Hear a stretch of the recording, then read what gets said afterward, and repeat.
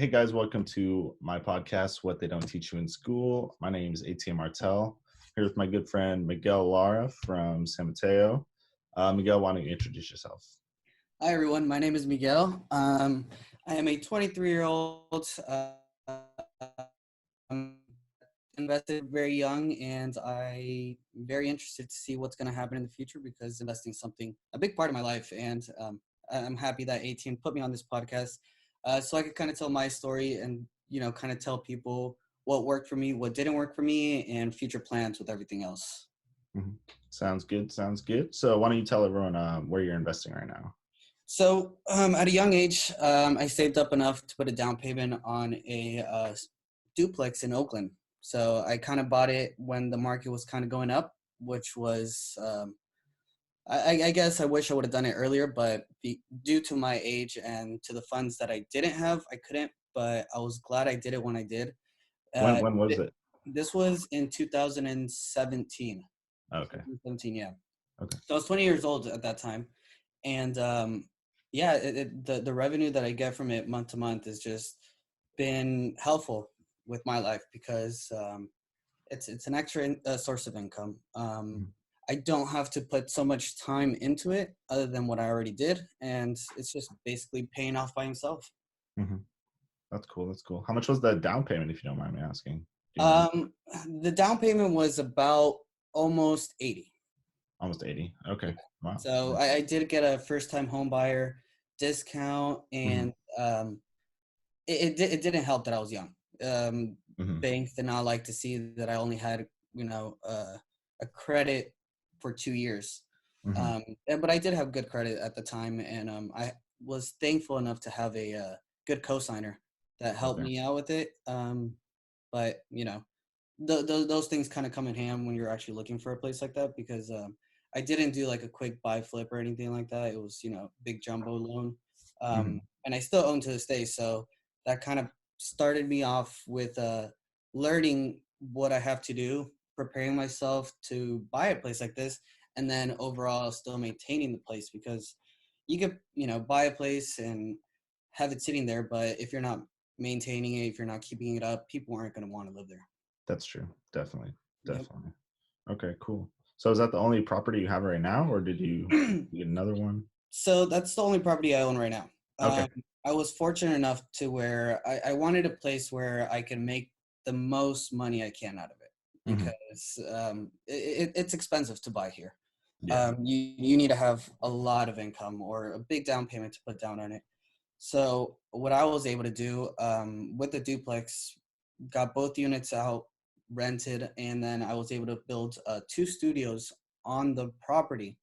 So you could imagine instead of just collecting 2 incomes, and now I'm collecting 4. Yeah. So in a way, it's kind of like I bought 2 duplexes, and I was just able to kind of keep them all in one place. Yeah, that's good. And that means they're sharing all the same utilities and everything like that. Somewhat. It's split between 2. So, okay.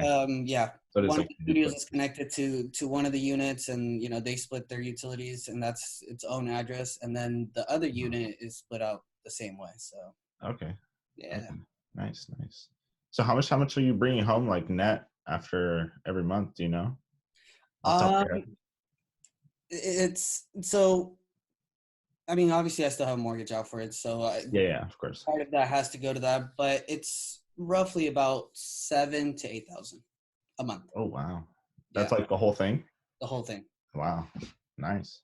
Yeah, so it gives me a little bit of leisure because, I mean, when you put that much down on a down payment, not including the renovation, not including the building for the 2 other studios, I don't see that money yet. I probably won't start seeing that money really come in, maybe 10 years down the road.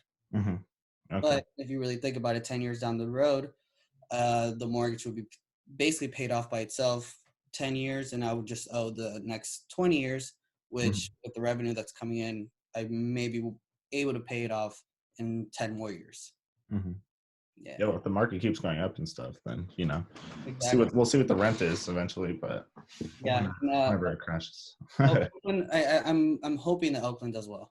I'm really hoping that they just keep going up, and It's in the Bay Area. That was my main key when I was looking for a place. Yeah. A lot of the people advising me were like, no, go further, go more north if you want to. But I wanted to stay kind of in the bubble where people that live there would either commute to the peninsula or commute to good paying jobs, because the whole point of having a place, I've seen it happen where people buy and then they just don't have renters because of the area. Yeah.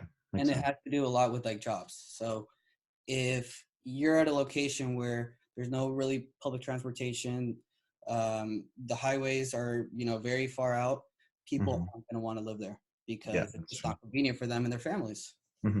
Yeah. Oakland also has BART and everything like that too, so Correct. that definitely helps. Oh yeah, and the place that I bought is actually down the street. It's like 5 minutes away from the airport too. Oh, that's perfect. Yeah, so it's convenient. You kind of have everything in the middle there. Yeah. Definitely. Yeah, I feel like Oakland, like SF and stuff, even if the market crashes, I feel like people are definitely still gonna be.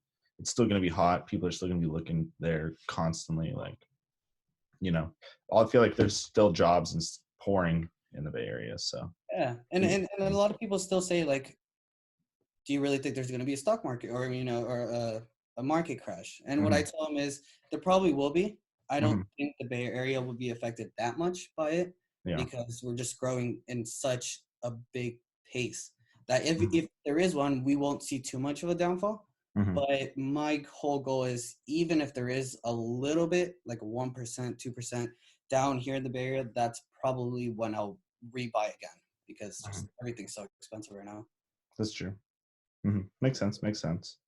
Okay, cool. Are you gonna buy in Oakland again, or? I don't know. I think Oakland is definitely an interesting place. They have different rules that I was not used to. I mean, city codes.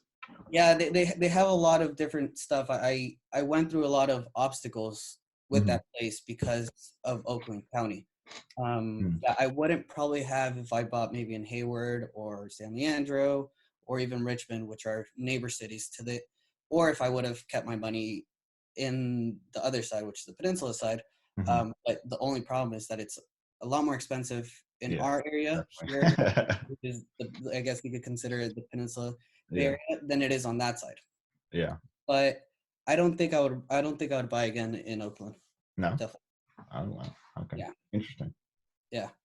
Yeah, I actually remember a few years back when we started, when we were originally like investing and looking in the Bay Area, I think we were looking at a flip in Oakland, and they were saying like the city codes were just backed up like a year or something like that before you can get any kind of like anything accepted, any kind of codes or anything like that. So it's a stressful thing, and especially with the population kind that they have there.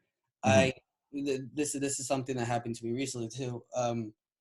They have, Oakland isn't the best city in the world. Obviously, a lot of people heard bad things about it. So with their rules and regulation is because they have such a high poverty rate.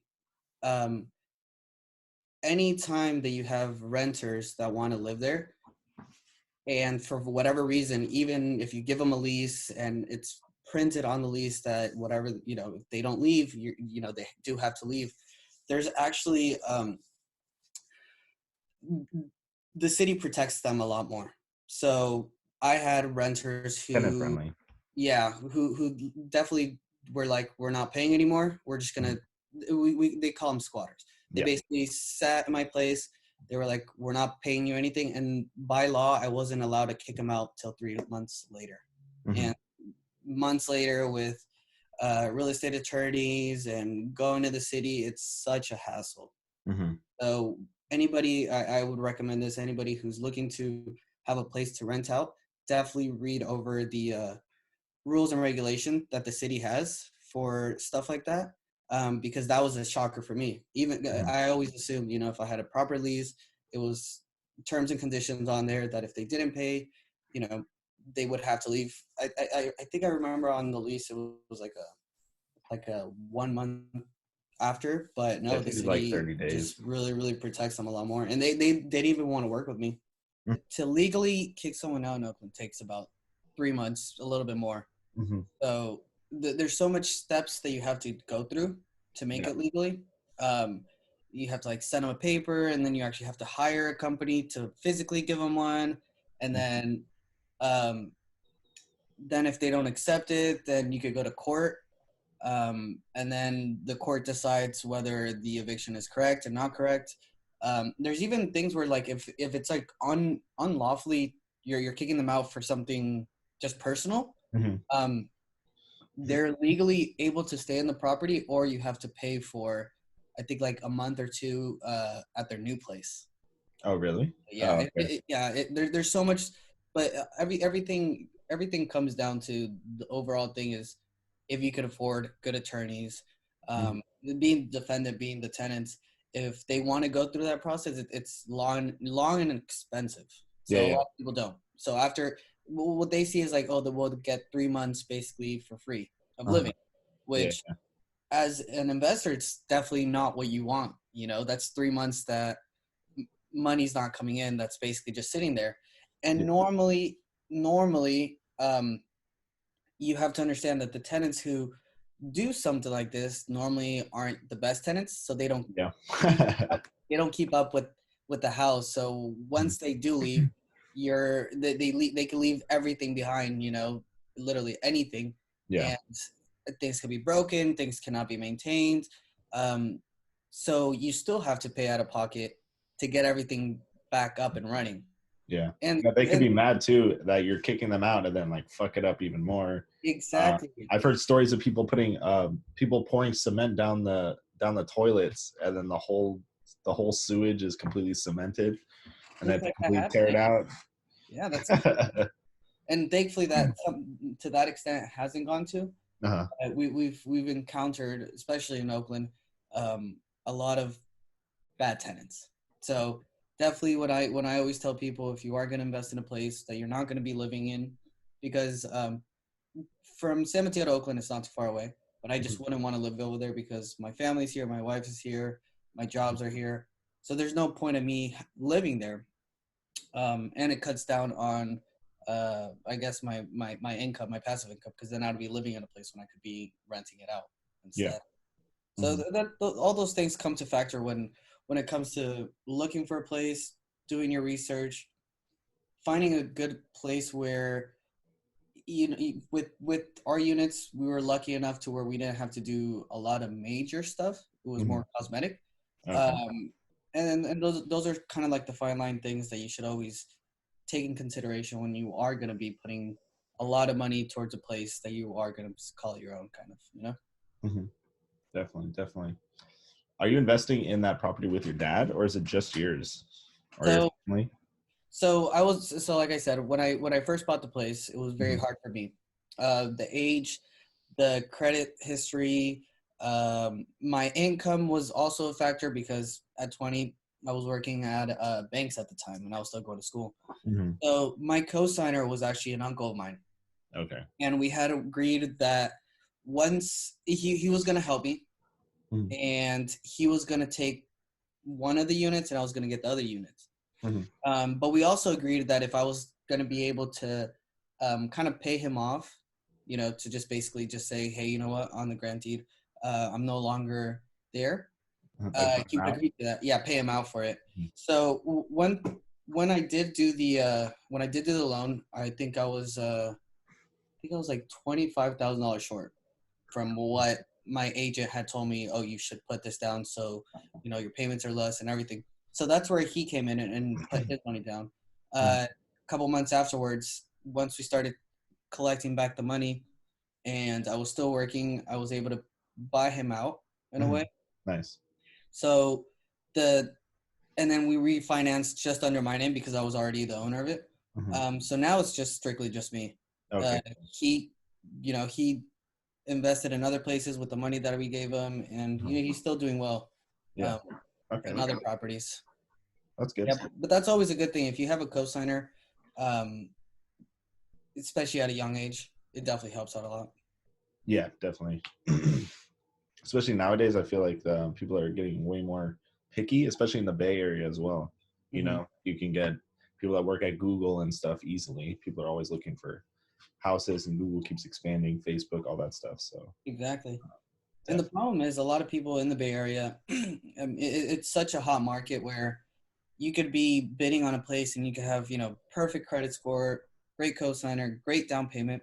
Mm-hmm. And once you feel like you're about to get the place, someone could just come around you with cash and buy out the whole place, Yeah, that's true. and that's it.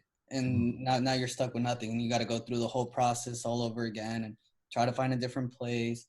And yeah, it takes a lot of time, and especially in the Bay Area, it's just very competitive. Yeah. A lot of people are seeing that people are willing to pay good money Yeah. for the area. Yeah, I mean and it's a great place. Don't get me wrong. Living in the Bay Area, like I said, I wasn't born here. I came here at a young age, and I think it's probably I've never lived anywhere else, but I think it's definitely a great place for someone like me that I never came to America, not Mm-hmm. knowing much things, but I learned a lot in just being here compared if I feel like if I went somewhere else. Yeah. Okay. That's cool. That's cool. Yeah, I think it's the same kind of with like my family as well. Like we were from Canada. We were born in Canada, me and my brother, and then we moved down here.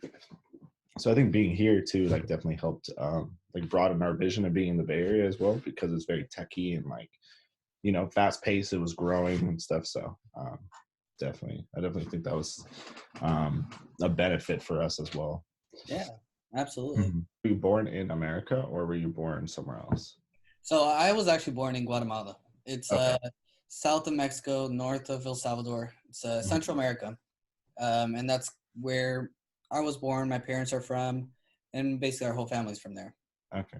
I came to America to the year 2000. I was 3 or 4 years old when we first came here, and it was just me, my mom, my dad, Hmm. and we struggled. It was a lot. It was a lot of change, Hmm. and I could go into detail as to say we came here like normally people say with nothing nothing on our backs, just the clothes that we had on us.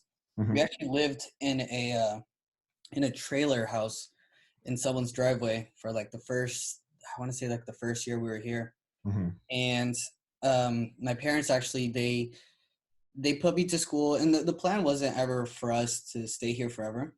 Hmm. The plan was they were going to work, make their money, go back to our country, and live a little better. Hmm. Um, but once I started going to school here, and then they started seeing all the opportunities that they had, my parents were very lucky that they both started their own. Well, my mom started her own business, which was a house cleaning business, Hmm. and my dad got in the trade of construction. Hmm. And they're very determined people. So once they start doing something, they like to perfect it. Hmm. So my mom's business started growing very rapidly. My dad started, scaling up the ladder with positions in construction. And Hmm. once they started to see that, and they were happy that I was liking the school, and I kind of got used to the whole change, they decided to stay. Hmm. So between then and probably around 2009, um, they they very they wouldn't spend it on anything. We lived in a very small apartment, just us. We wouldn't, splurge on having nice things or anything like that. They were very smart, Hmm. and their whole dream was to own a house here. And this is one of those things where you kind of like, what I like to say, it's they took the opportunity when they had it. The Hmm. whole market crashed in 2008. So as soon as that happened, because they had a lump sum of money already saved up, Hmm. they started just going, I guess you could call it, on a shopping spree for places. Hmm. So we bought our first house, the one that I'm currently in right now, in 2010. And because everything was so cheap, like the house when they bought this house, it's half the price that it is right now. Hmm. So And cheap. so it's ridiculous. I mean, the house was at one, or now it's like at 1 point something million, and Hmm. it was like 500 something. Hmm. So once they saw that they were able to buy a place here, and they were like, you know what, let's just fix it. This will be our house. They started buying other places around. So that's kind of their foot in the door Hmm. when they started real estate investing. They waited for the right opportunity. They went for it. They are still doing very successful with all their properties. Hmm. And I guess that kind of pushed me, and it kind of enlightened me that, wow, there's actually a future with buying property. because we were never in the, they never really bought and sold. They just bought, you know? So they want the, I guess, the monthly income, the passive income that you could get off it. They weren't trying to make fast money and go buy more things. They were just like, no, we want the places, we want to own them. 30 years down the road, you know, if we decide to sell them, we could live in them. You know, your kids could live in there, whatever. You know, it's going to be a paid off house. So, I guess the reason why I started investing was my mom at a young age. I started working at 15 while I was still going to high school. I think I met you in high school, huh? Yeah. Well, we knew each other in like middle school, but yeah. Oh yeah, middle school, and then saw each other more in high school, and then we went to college. But this like very crazy thing. When I started working, my mom, she would actually confiscate all my checks that I would get. And I never understood why, and I hated it because, you know, a kid with, you know, having some money, it's like, oh, we could go do something and stuff like that. And I never really understood anything. You know, you could buy food, you could buy all the nice pair of shoes and everything you ever wanted. But she would take the check, go cash it out for me, and then she would give me like not even a third of it, you know? Like this is what you have. And I never understood. And it always used to piss me off. I would like try to, you know, steal back the checks or something, give it to her, and I was like, oh, I didn't get paid this week. But she was pretty smart where like she knew where I hid things, and and I never understood it. So between like 15 till I was like 18, because that's when I graduated high school. After I graduated high school, I wanted like a level entry job to like the work field, I guess. You know, I always worked at restaurants before that. And I was lucky enough where old high school teacher of mine saw me working at this restaurant, gave me the opportunity to work at a bank. And my first place that I worked at was Bank of the West. And I was there for a couple months, didn't like the pace. It was a very slow branch. Then ended up moving to Wells Fargo. And in that transition stage, I kind of wanted to figure out what I wanted to do in life, because banking is a great job, great way for you to go to school and still make some money. And it looks good on resumes. So my mom always told me, you know, just invest your money, be a real estate agent. So that's what I planned on doing. And that's where we took classes together at College of San Mateo. So we were actually in the same course, taking the same classes to get our real estate license. And while I was at Wells Fargo, I used to talk a lot with the mortgage people there, just to kind of get an inner scoop of like what really is real estate, or what it takes to like own property, and the steps and all the risk factors and everything in between.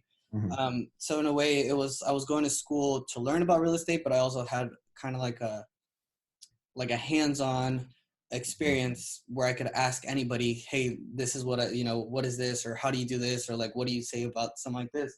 Like different, like you have like out of school class. Exactly. And that's always the biggest thing. Like I said, when you do your research, when you buy a place, the homework behind it is so important. Definitely. It's probably the biggest thing you could ever want to do, especially if you're throwing that much money into something, or even if it's something very small. If you know the ins and outs of it, you probably will end up winning at the end, because I'll say this. So I wanted to be a real estate agent, switched on banks. I left Wells Fargo and I started working at a credit union, and I was making a little bit more money, which I was happy with. And for those kind of almost 3 years, I didn't spend a single dollar. I spent it very, very stingently, I guess you could say, because I never really bought a lot of crazy things. I wasn't hanging out with a lot of friends at that point. It was a lot of just committing to wanting to put that money into something.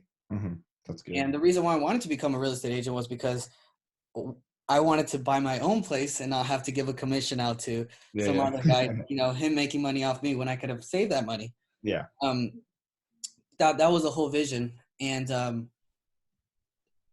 then 2007, mid 2007, I started to branching out, because after you do get your real estate license, you still have to go through a program with whatever firm you end up going with. I met this really cool guy who also started off like me, nothing. He just wanted to get his foot in the door with real estate. And he started to advise me on where I should put some money, how I should do it, and everything. We got very close. Mm-hmm. and he worked for a real estate firm that I wanted to work for. But I had a change of heart closer to the end, or after I was finished with all the courses, where I didn't want to do real estate so much because I wanted to be an agent. I just wanted to learn more about it, and I Mm-hmm. felt like I had grasped the knowledge of what is real estate. Mm-hmm. And once I told him that, he goes, "You know what? If it's not something for you, don't do it. You're not gonna like it. Yeah. Before you know, you're gonna waste your time, your money, your energy. Go do something else." Mm-hmm. So we started looking for. He started helping me look for a place. He wasn't our. He's not. We have like a. I guess you'd call him like our agent, our real estate agent that helped my parents, and he helped me buy my place. So he was able to kind of guide me, Mm-hmm. and tell me where is a good place to put my money. And that's when the Oakland place came around, because things were starting to go up around 2007. Obviously, the bubble, the crash was a while ago, where things were like slowly, skyrocketing. Yeah. People in the peninsula started to see their houses value go very, very high. Mm-hmm. So that's why I ended up wanting to move to Oakland so I could find a place out there, because I thought, well, people are commuting from Hayward, from the East Bay down to Peninsula. It's a great way for me to start there. Mm-hmm. And it was the best thing I probably did in that whole time. I never got my real estate license. I just kind of basically winged it and said, let's just put my money in this. Mm-hmm. Yeah. Oh, so you never actually got your license? You just took all the courses? Okay. I got my certificate Yeah. through, I guess, the college, Mm-hmm. but I never fully committed to taking the state board exam or anything like that. Yeah. Okay. Which in the long run, like I kind of regret it sometimes, because I'm like, well, it would have been nice for me to even have a real estate license, Uh-huh. because my idea now, it's flipping houses, because my dad's a contractor, Mm-hmm. so I would buy the place, he would sell it. But at that moment in that moment of my life, it's Mm-hmm. just something that I didn't want to do. Yeah, that makes sense. Yeah. Yeah, I was like a realtor for like two years ish. And then I didn't like it either after a while. I didn't like being like locked, like landlocked, Every single time I'd go on vacation or something, then it would be like, then someone would call me and be like, "Hey, could you come check out our house or something?" And it's like, I'm like I'm 300. on vacation, and then it's like, okay, we'll call the next guy, and then Yeah. it wasn't for me. I'm more into the investing. I could work from anywhere. Work from Hawaii if I Mm-hmm. wanted to. I just use my computer and my phone. Good to go.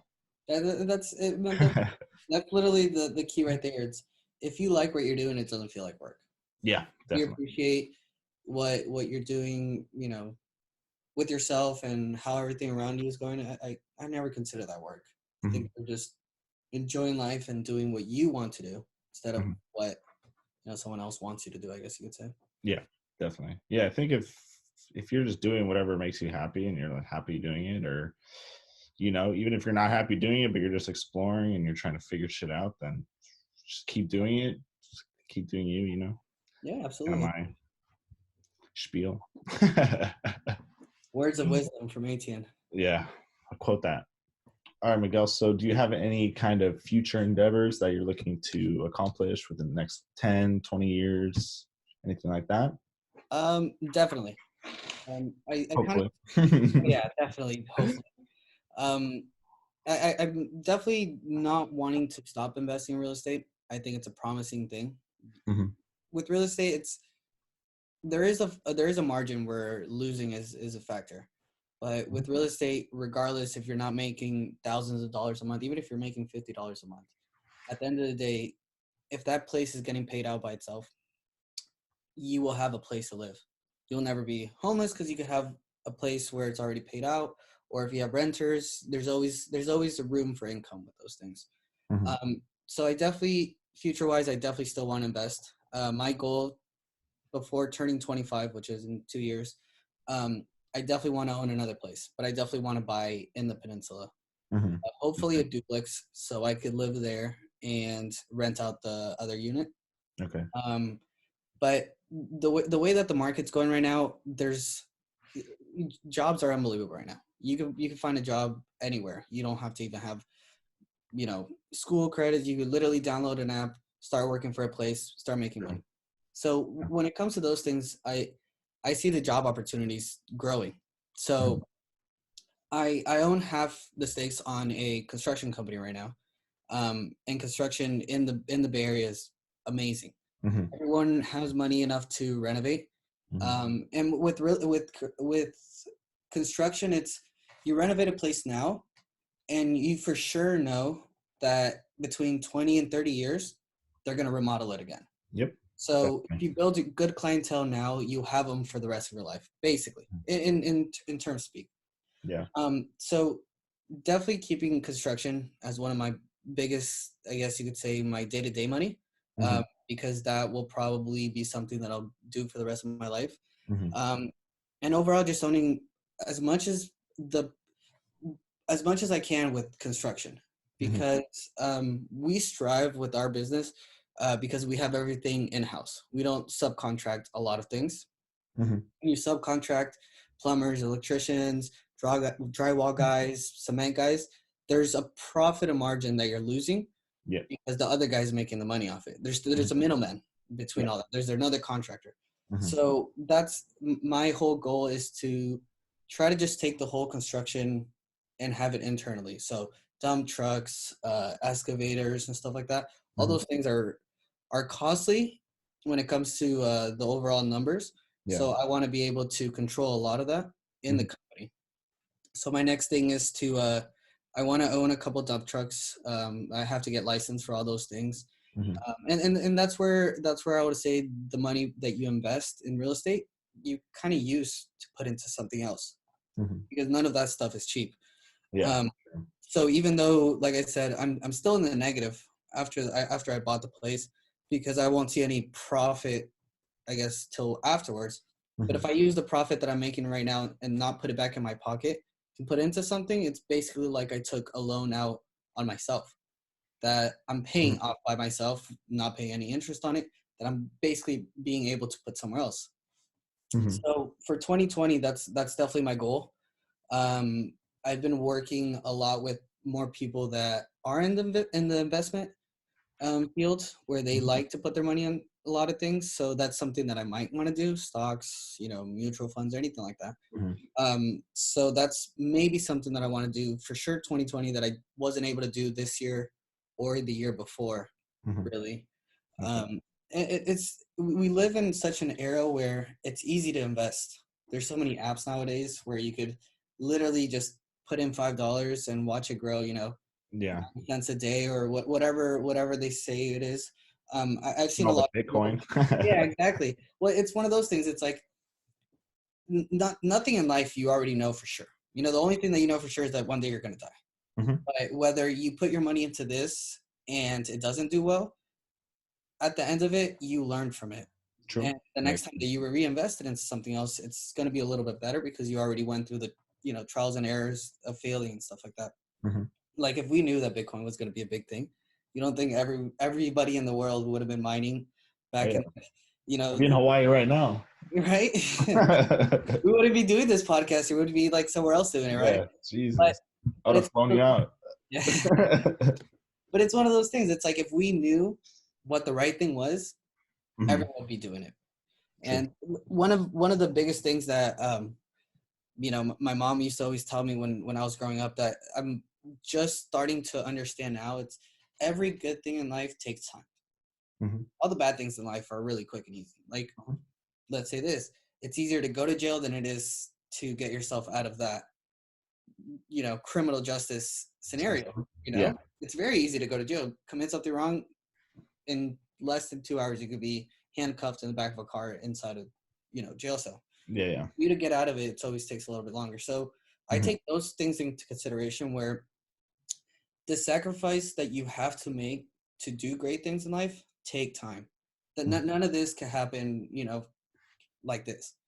Every little thing you have to kind of commit to it, kind of have to sacrifice something for you to be better that way. Because I don't think after I left high school till I was able to buy that place, if I was verging on buying great clothes and taking trips and stuff like that, I wouldn't have owned the place that I do now. And I'm grateful because of it, because now I could actually I see what hard work and sacrifice gets me. Mm-hmm. And that's I'm going to use that, you know, till the day that I do eventually pass away. Yeah. But I feel like will always kind of better me and better, you know, my family situation, my own situation. Mm-hmm. And at the end of the day, you know, doing these podcasts I think are great because you kind of give back to someone that maybe might be going through the same thing, Mm-hmm. or you know, someone it could give someone a little bit more motivation to kind of push themselves to be great.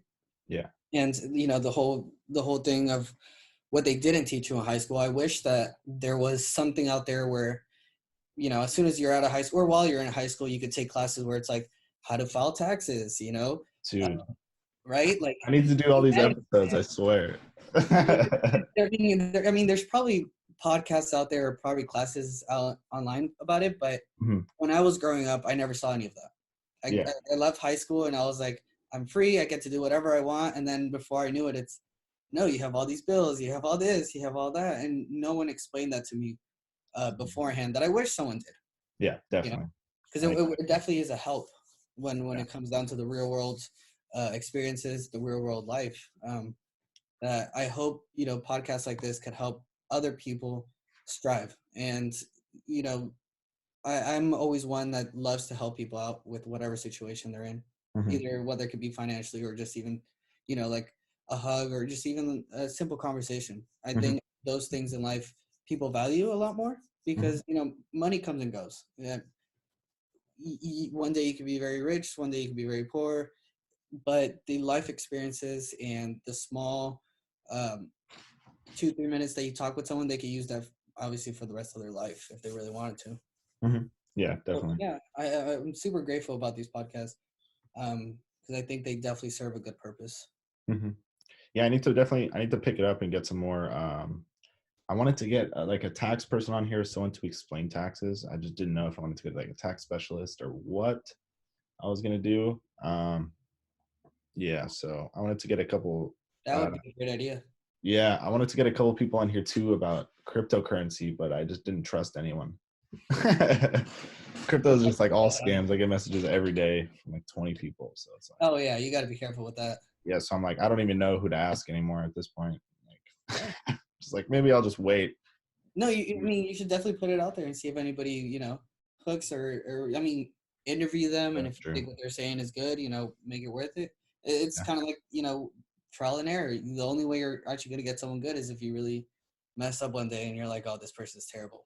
Very true. Very true. I should just start interviewing people. Yeah, you should. I Leading mean, the podcast. Say don't invest. I'm gonna have something pops up after it. like, don't do investing. No. It's the worst thing in the world. To be honest, it's tough because I remember hearing stories from a lot of the people who lost their places during the Mhm. whole crash Yeah. because they thought they were investing well, Mhm. but what they didn't understand is you can't buy more than what you can chew, kind of thing. You know, you should only really invest in something if you for sure know that it's actually going to be good. Because like I'll say this, a lot of the people who did the whole market crash and stuff like that, they would take out a loan and buy two places with it, Mhm. you know, which was a big no-no Mhm. because you know taxes on one place is different for another, and most of the people there, their what do you call them, I guess their interests, like the property value went down, so they owed, you know, still 800,000. Their monthly payments were like 6 grand, 7 grand, whatever. Mhm. And then now the value of the house is like half that, and Mhm. the whole economy is going down. Their jobs are going down, and then you actually don't even have money enough to pay for the place. Yeah. Yeah, that happens a lot. I feel like that happens a lot in the Bay too. Like, well, a lot of people are just holding property though too in the Bay. You know, Oh like yeah, I mean, In San Francisco, I think they added a tax now for vacant buildings. So if a property is vacant, then you get an extra tax really, now as well. So they're trying to, yeah, because they're trying to enforce people. Like there's, you know, how there's tons of stores that are just empty and vacant. mm-hmm. So they're trying to enforce or encourage the the the owners to rent it out and everything. So Do you think that's beneficial though? I mean, I think so. Because I mean, I feel like the people are just holding it for appreciation. You know what I mean? Like they don't really give a shit. They're just like out of the country. They just have it, And they're like, okay, I'll just hold it for 50 years or whatever, and then give it to my kid, and they can do whatever they want with it. They could sell it for 20 mil or whatever. Mm-hmm. But while it's sitting here, it's like, dude, you have this whole street that's completely closed with no stores on it. All the stores are closed. There's no one here, so it's like, Yeah, I mean, in a way, it's trying to generate more income to the city, more people living there, more jobs to definitely fill in those gaps, I guess you could say. Mm-hmm. I need more restaurants. All right, so do you have any words of wisdom or anything like that you want to share? Overall, I would just say, regardless to what age you are, I don't know what the viewers are going to be, 15, 16 up to, I don't know, 50s or 60s years old. Mm-hmm. Definitely for the younger crowd, I would definitely say stay grounded. Don't spend a lot of your money. Just wait for the right time to actually spend it. Um, a lot of great investors, how they made their money is through, I guess, economy drops. I know a lot of people who, for example, with the whole Puerto Rico thing, when they had the whole state of emergency, when the whole tsunami or whatever happened over there, what they ended up doing was, as soon as everything came down, they just bought land, a crap ton of land, and they started building houses. Because in Puerto Rico, when they had the whole, what do they have, the tsunami? It was a tsunami or a flood yeah. So they just started buying land and redoing a lot of the houses that were torn up. Mm-hmm. So, I mean, to the state, they look like heroes because they're like, oh, these people are trying to better, aid, I guess you could say. But rebuild that community. Realistically speaking, it's like, well, they're gonna own a good third of the state, Mm-hmm. and after all that's done, once the economy's back up on their side, it's people are going to start buying those places from them, and they're going to make millions of dollars because they bought it so cheap. So what I always like to say is, hold your money, don't spend it on dumb things. Realistically speaking, if you want to invest in real estate, have a good capital. So when something bad is to happen, you could actually jump right on it, because that's what I saw my parents do. They didn't buy anything before the market crashed. As soon as the market crashed, they just jumped on a lot of things, and it worked out for their best interest. Because no one in this world wants to pay full price for something. Nope. If you can get a discounted price on it, right? Yeah. So even if, like I said, even if there's like a 1% drop, 2% drop, you'll still be happy with it, because you know that you didn't fully pay for it, and you still have some money saved up to put somewhere else if you really wanted to. So for the older people, for the, I guess, older crowd, and if they're watching this, it's never too late. True. Very true. With real estate investing, there's no age limit that you could do this. Everyone's situation, I understand, is a little different. But just like I said, nickels and dimes, just save everything up you have. And if you can find a great co-signer to go half on a place, someone that you really trust, you could do that.